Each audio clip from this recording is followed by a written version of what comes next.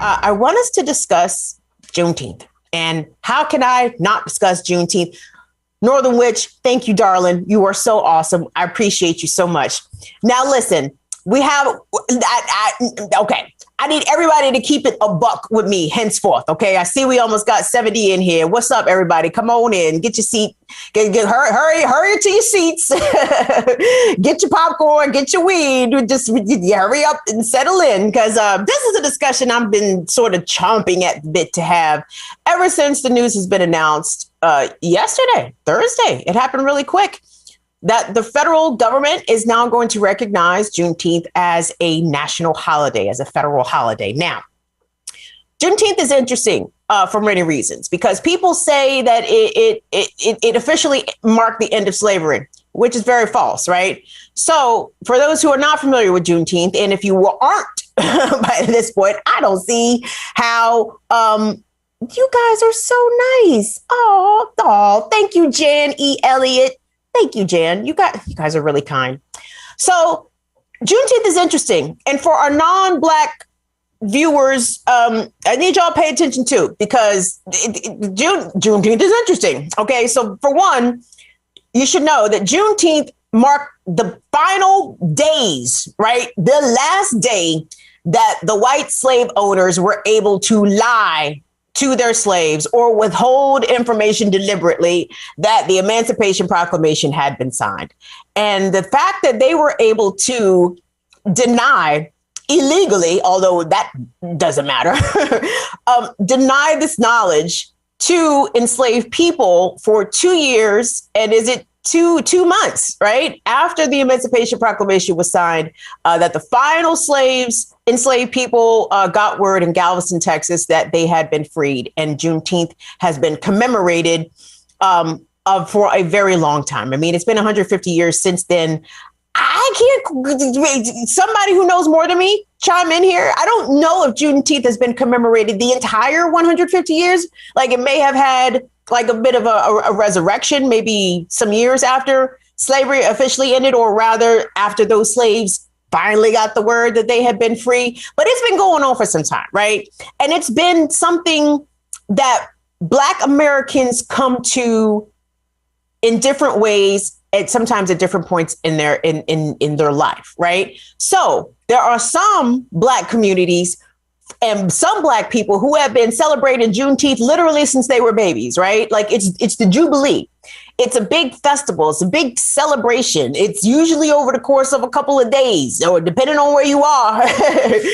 So some places really get down for Juneteenth. And in other places, mostly, I'm going to say up north, maybe it's a bit more trendy now to acknowledge and observe Juneteenth north of the more Mason-Dixon, howsoever, y'all. So I came to be familiar with Juneteenth as a child, but not through living in Maryland, right? And I'm not saying that people was not marking Juneteenth in Maryland. I'm just saying that that's not how I came to Juneteenth. I came to Juneteenth because I was one of those children who got shipped off down south every summer, right? Mama said she needed her summers off. And since my daddy didn't see me any the other point of the year, then you be with your daughter during the summertime. So about ages 4 to about 15, I spent my summers in Little Rock, Arkansas. And Little Rock is about the Juneteenth. Like, they get down with Juneteenth. So that is how I came to be acquainted and familiar and understand what Juneteenth was, the significance of it, and why it's a big deal. So thank you so much, darling. No, it started as a state holiday in Texas in 1980. Who said that? Courtney? Pimp C? Yeah. Okay. Boom, boom, boom. So it's not so much like, I get Juneteenth. I actually interviewed one of the dudes long time ago. Maybe I'll find it on my SoundCloud and I'll post it someplace. His name is Harry Williams. Was it Harry Williams? His first name was Harry, and I'm blanking on his last name. So I've talked about Juneteenth. I'm familiar with what it is. My issue with it being made a national holiday. Well, before I get into my issue, actually, I wanted to take a look at some of the commemoration marking this I suppose, very historical moment where Juneteenth has been signed as a national federal holiday. So we're going to take some quick pictures of some of y'all's favorite people. I'm talking Nancy Pelosi. I'm talking Joe Biden. I'm talking the Congressional Black Caucus singing "Lift Every Voice and Sing" on cue. Okay, but we're going to lead off this montage of clips with a congressperson from Illinois. Her name is Lauren Underwood, and woo, Lauren Underwood was very excited to be in the White House next to Joe Biden as he gave somebody the day off. I'm not convinced Negroes is actually going to have this day off, but that is a point I'm coming to after we take a look at this clip. Tunde, if we could, please. Hi, everybody. It's Congresswoman Lauren Underwood. Guess what? I'm going to the White House for the Juneteenth bill signing. I am so excited. You know, this is my first time at the White House inside as a member of Congress, and this is to celebrate what? Freedom Day!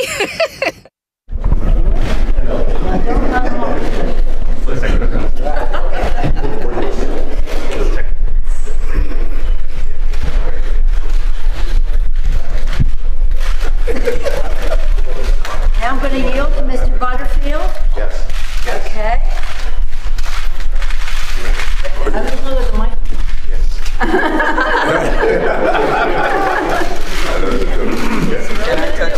Thank you very much, Madam Speaker.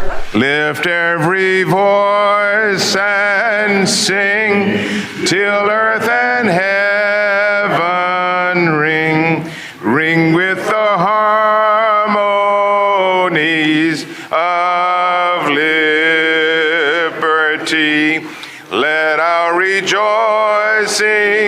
rise high as the listening skies.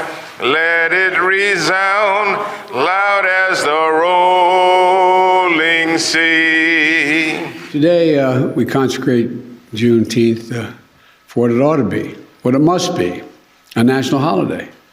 As the Vice President noted, a holiday that will join the others of our national celebrations, our independence, our laborers who built this nation, our servicemen and women who served and died in its defense, and the first new national holiday since the creation of Martin Luther King holiday nearly 4 decades ago. Okay. All right.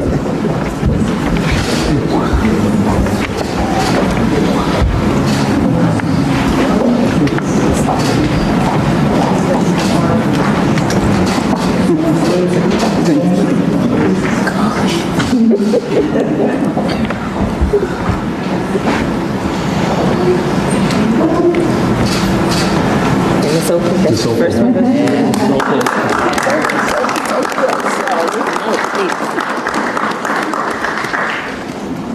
I never understand how Barack did this. He did it for you. You gotta make sure.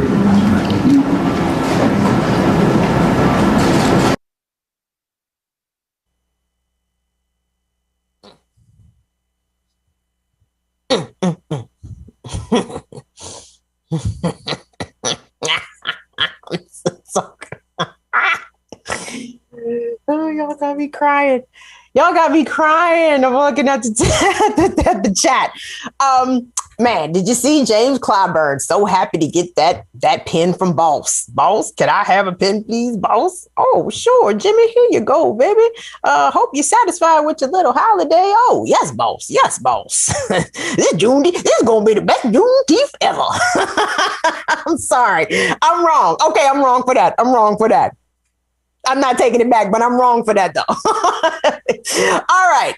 First of all, the level of self-congratulations up in there. I mean, I'm surprised everybody didn't walk out of the room with a broken arm as hard as they was doing, patting each other on the back. And my goodness, What in the hell was a Congressional Black Caucus in there doing, singing the joint all terrible? And then Nancy Pelosi, I don't even know if y'all peeped Nancy Pelosi. She was in that shot and she wasn't even singing. She was just in there smiling, cheese, cheese. Now, how come she didn't wear her kente cloth? Nancy, come on, Nancy. You got a brand to defend here, Nancy. You got, we need you to stick with what you know. Go and get that kente cloth from out the office so you could come on there and rock it as they sign the holiday for Juneteenth into law. Listen, it is really disgusting, y'all. And let me be very clear. So the critique I'm about to give is not of Juneteenth. I could never be critical of Juneteenth because Juneteenth already holds a very solemn, and I say solemn sort of loosely because it's a celebratory thing. It's Jubilee, right? So people don't go to Juneteenth and cry, you know what I'm saying? They go to Juneteenth to party. So, but it holds a very important space of reverence for Black America, right? No question about that. So when you make it a national holiday, you're making it all inclusive. And I'm going to keep it a buck with y'all. And I know we got white viewers and I love y'all to death. I'm going to be real with y'all. I don't want white people getting the day off for Juneteenth. That makes me uncomfortable in ways that I'm going to describe. I saw a brother on Twitter. I should have pulled the tweet so I could quote him directly. But he was like, the idea of white people getting paid time off for Juneteenth is ass. It is double ass. It is triple ass. It is all kinds of ass, right? And that's not a diss to our white allies and comrades, you know, but a lot of what we just saw, that spectacle in Congress, is so laden with classism. It really fucking bugs me because y'all know, and I know that the same Black people who were not able to work from home during COVID, during the pandemic, are the same people who have the jobs that requires you to work on federal holidays, okay? Raise your hand in the chat. Let me see them. Have you ever worked at a restaurant? Have you ever worked food service? Have you ever worked retail? Have you ever, like myself, worked in broadcasting, worked in radio? When you are in the lower rungs of working your way up in broadcasting, that you work all the holidays, all of them. Martin Luther King, President's Day, Memorial Day, Mother's Day, Labor Day, 4th of July, Thanksgiving, Black Friday, Christmas. I worked all the goddamn holidays, right? And this is what bugs me about this Juneteenth spectacle. Like, this doesn't advance Black people at all. It does not improve our material condition, right? And it is made even more farcical and hypocritical in a way when we just look back just a few short weeks about all the pomp and circumstance marking 100 years since the Tulsa race massacre, right?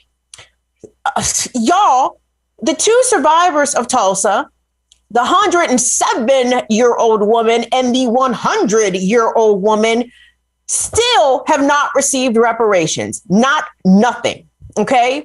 The 107-year-old woman, and I'm sorry, I'm blanking on her name at the moment.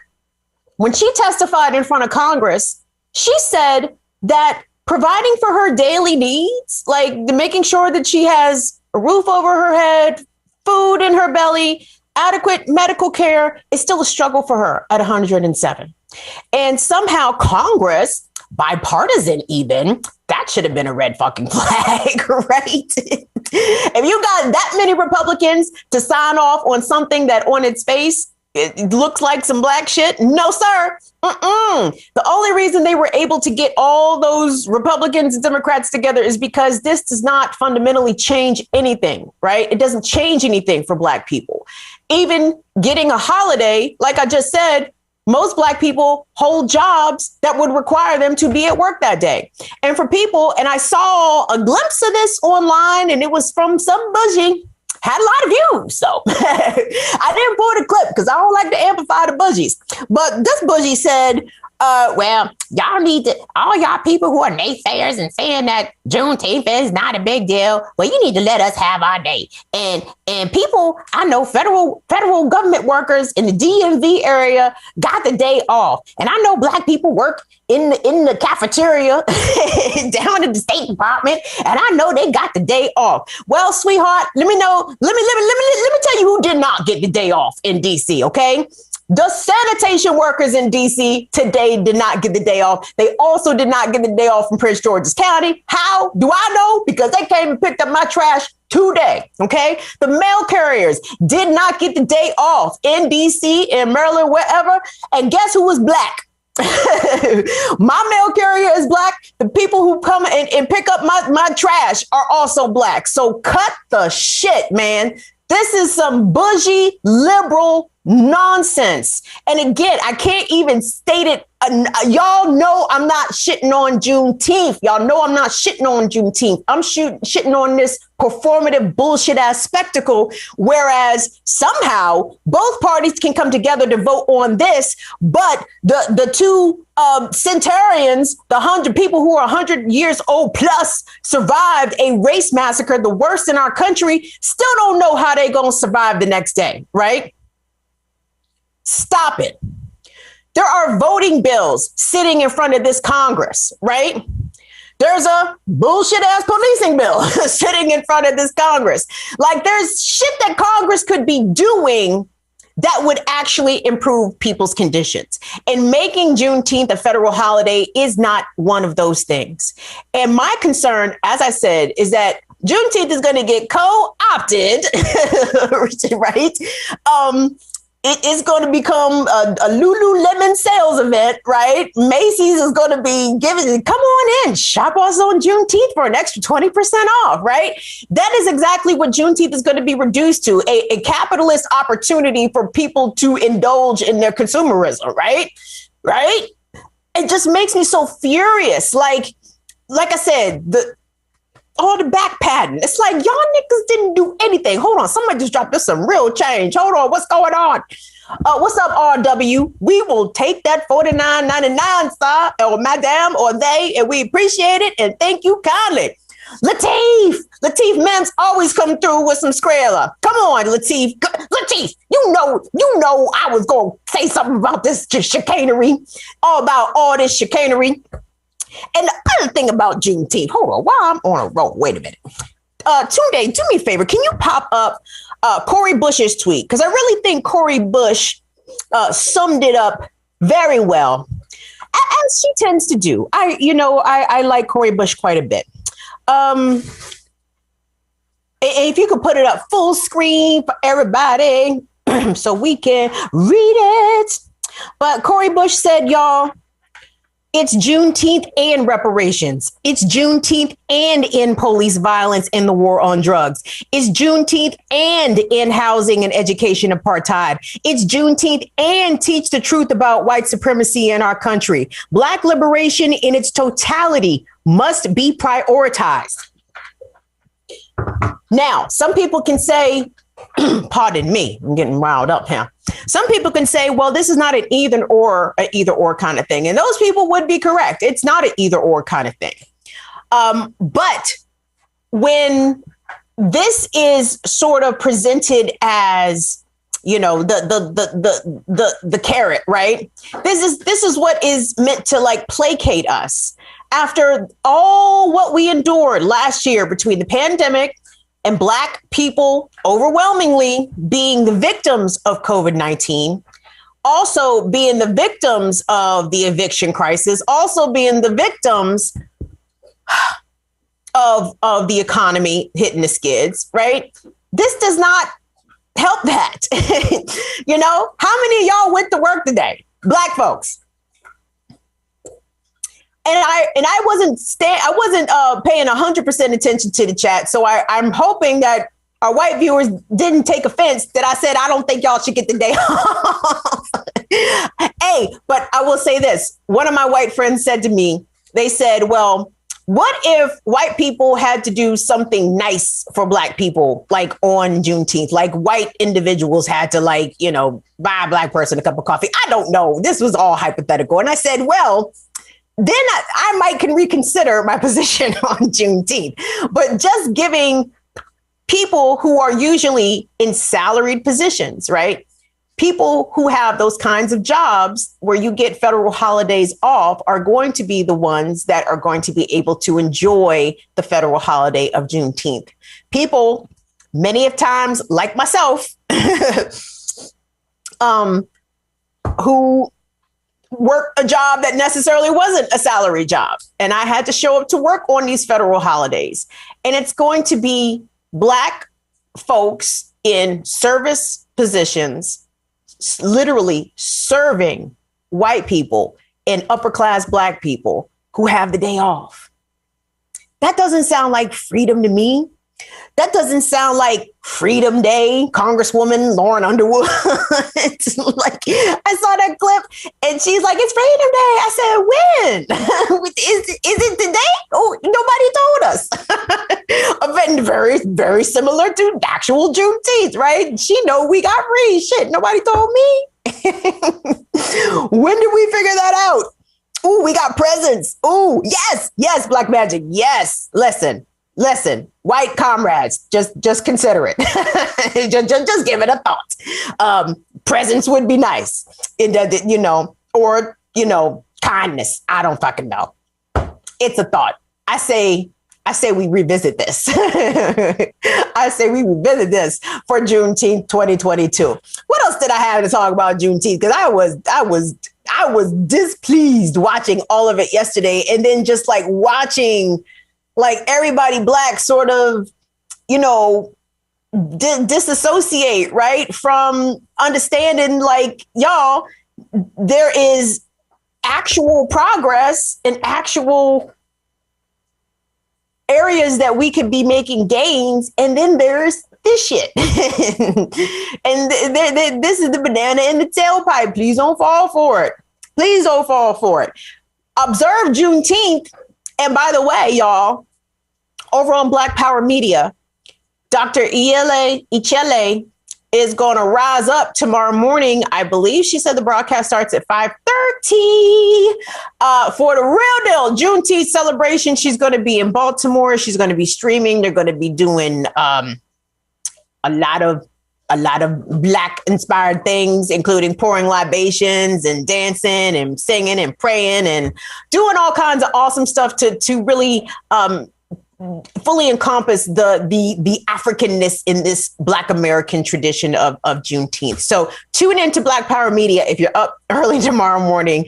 Dr. ELA is going to be doing some real live Black stuff for June the 10th. Hold on. Y'all stay put. Y'all give me 1 second. Okay. I just had to check myself to see where I was. Thoughts, concerns, questions.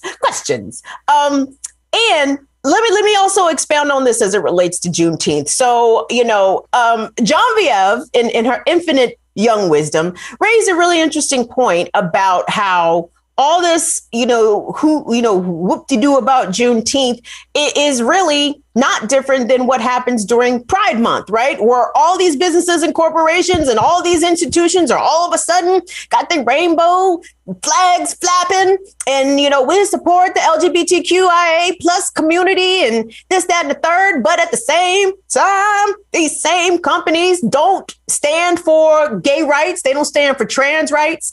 They don't, generally advocate for gay-related things outside of Pride Month, right? So they call it, what's the phrase I heard? I think I heard rainbow washing. Voila. Juneteenth is already a lot of that. Like all of a sudden, now everybody got Juneteenth in their mouth. And it's like, did y'all even know what this was? Like 2 years ago?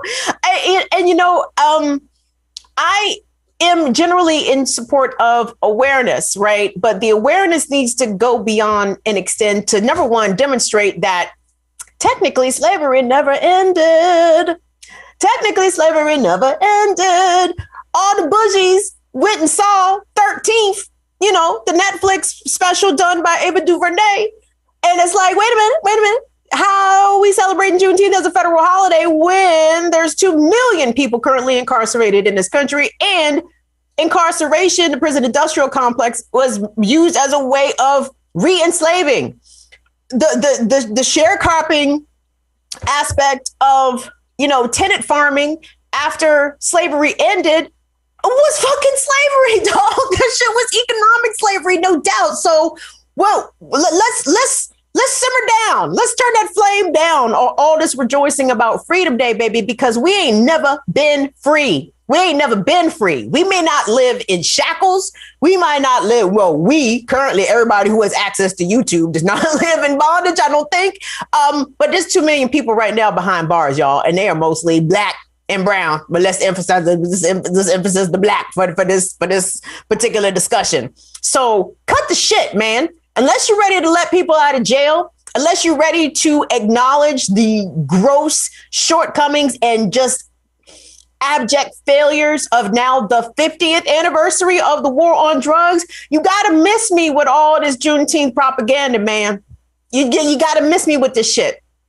Because that's it, right? Like, that's the big step in progress. That's the big step forward in progress this year from this Congress and this president, right? Everything else that's in front of them, they're just willing to concede defeat to Joe Manchin and, fuck, we can't do shit because Joe Manchin don't want to get on board. Well, why don't y'all primary that nigga? Why don't you get him the fuck up out of here? Like, why don't you make moves? If he's the stalwart of progress for a progressive agenda via Democrats, then y'all need to take steps to eliminate him. But like I have said before, y'all, the real tea is the Democrats love Joe Manchin being in the way of shit. It's so easy for them to just shrug their shoulders like, oh shit, well, we can't move forward because Joe Manchin, gosh darn it, I guess we'll try again. Right, come on now. We smarter than this. We smarter than this, man. They like Joe Manchin doing that shit. They approve of Kirsten Sinema doing that dumb shit that she do. They for it, okay?